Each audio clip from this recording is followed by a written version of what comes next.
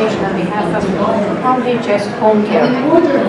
And as you can see from the caption there, our motto is that at all times we aim for excellence in the service that we provide. We are a cooperative is the best way to explain it. Excuse me.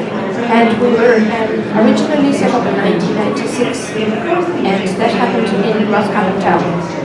And it was set up through an idea that came about by a lady from South Roscommon who was very involved in an organisation called the Irish Country Women's Association. And so a need in the local area for people who were at home all day on their own, and sons and daughters were gone out to work. And that meant that there was an element of loneliness involved in the whole community. And she thought maybe something like a social service more so than a social care service to start with. And that's how the idea came about, and that happened in 1996. A small group of people came together on foot of how she sold this message to them. And there was one gentleman in particular, his name was Kieran Moylan, who was at that time in Roscommon. He was a manager in Leader, which is a funding company, and he had the wherewithal to know how to get some funding to start this up. And so they applied and they got funding through the New Opportunities for Women program. And out of that they started up a training, and they trained 30 people in total in childcare, in social care, in house management and in garden maintenance.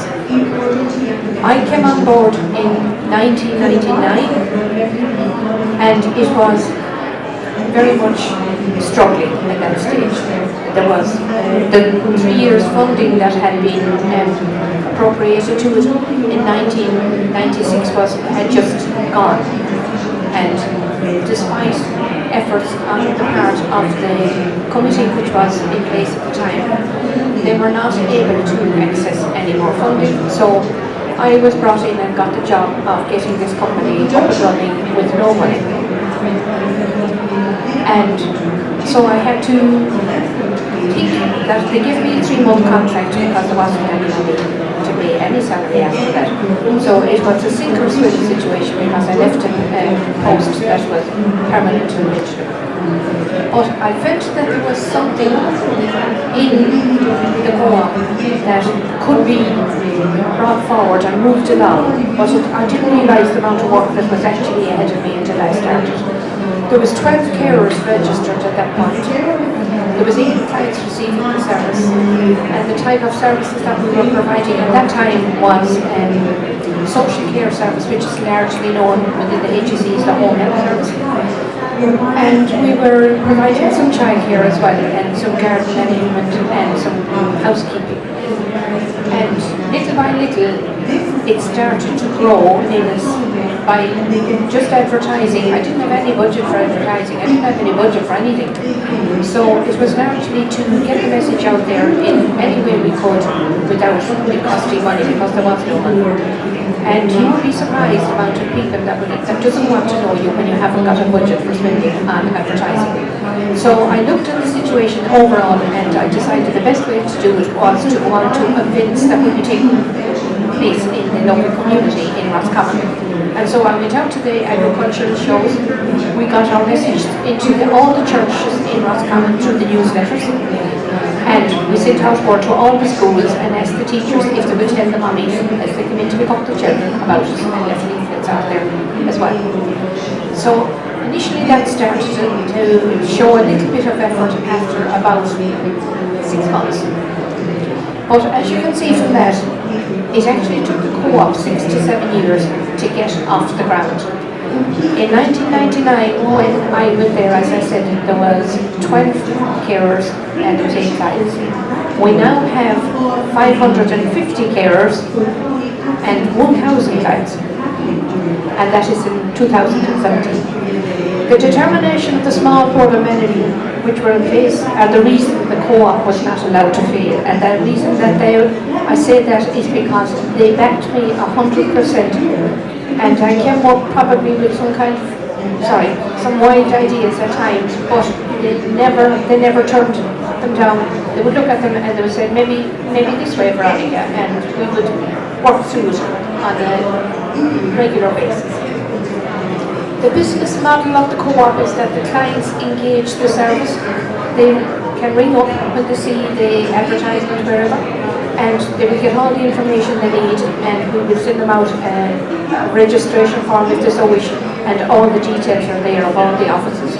We are covering from Roscommon back in 1996, which was just one base, a small office in Roscommon town.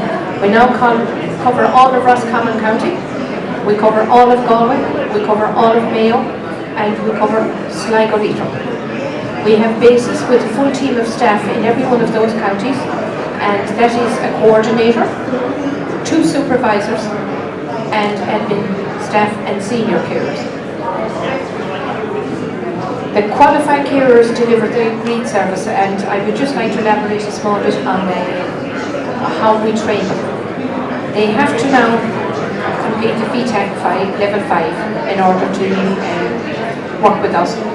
But if they come to us and they have no training, as 2 ladies did the other day when I was down in Mayo, and I said, absolutely, you can come on board. You cannot work with us until you have the modules done, but we can train you, because we now have our own trainer as well. So we have moved along in a lot of different areas.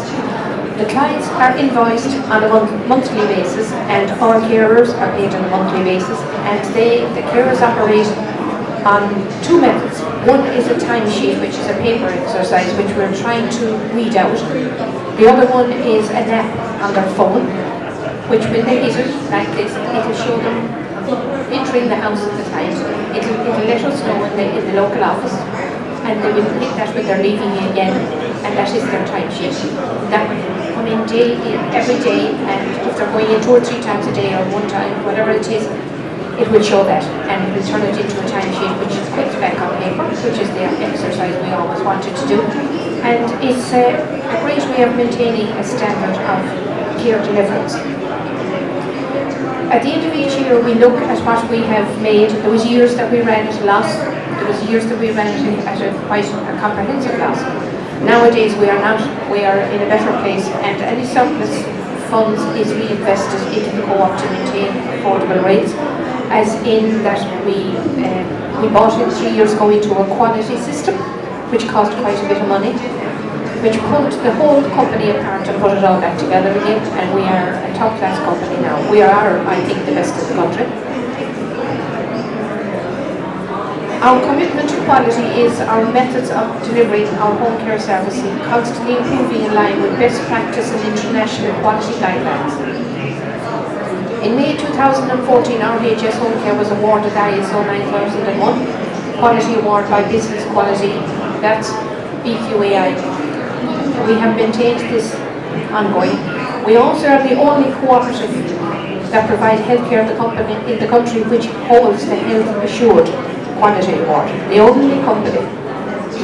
Our service is always improving, with regular training and upskilling opportunities being offered to our healthcare assistants and domestic assistants, quality and training for all staff members. Our clients receive top-class affordable home care, and that's what sets us apart from the commercial companies, because we are number 1, we are not for profit. Number 2, we have a charity, full charitable status, and number 3, we're the only co-op in the country doing this. So the co-op is owned by the clients, which is the members of the co-op. Our qualified carers gain access to full or part-time employment, and round about that is that if Mary comes into us and she has 2 little kids, like my daughter does, she has 2 babies at the moment. She has one of 2 years old and one of 3, and you couldn't hope to get them out in the morning and go to work with any degree of consistency. So if she wanted to work for us as a carer, she can register with us, and she will tell us what hours she's available to work. So if she's available to work from 10 until 3 or from 3 until 6, that goes into a registration form, that goes into the computer, and there are the hours she's available for. So we look at that and we monitor that, and if in the future then she decides that she's now, the 2 little babies are now one going to playgroup, one going to school, she can work longer hours when that then will go back in as well. Our clients receive top-class affordable home care, and our qualified carers gain access to full or part-time employment, whichever suits them. RHS Homecare is unique in Ireland and the first social care cooperative of its kind in Europe. And we were set up on a model that was ongoing at the time overseas. Unfortunately, as far as I know, that is no longer in place, but we have gone from strength to strength. We are currently recruiting in all 5 counties, so we will be able to take on in the region of another 70 to 100 carers. We are, I suppose you could look at us as being one of those stories that has come good. And through the recession, when companies were falling down around our feet at all sides, we were actually flourishing because people were delighted to come on board with us, and they found that we were a good company to work for. And that is what has made RHS Homecare what it is today. And if anybody has any questions, I'll be sitting down there and I'll be very happy to answer them. But thank you very much for your attention, and God bless. Thank you.